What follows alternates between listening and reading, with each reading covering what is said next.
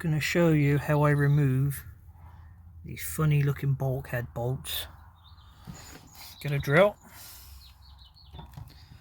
drill a hole.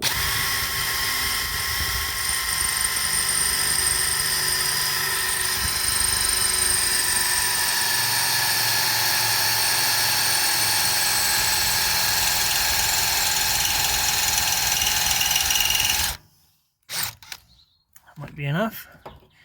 Get yourself a punch. Stick that in there. Get a spanner. And then try and twist. If it falls off, like pings off, you know you've got to drill a bit deeper. Which in this case, I think I'm going to have to drill a tiny bit deeper.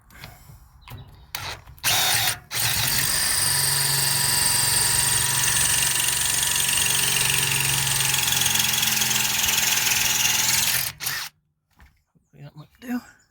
Back in there.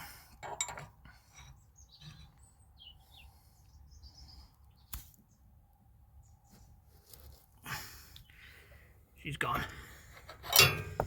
That is how I remove these bolts. Hope this has helped you. Thank you.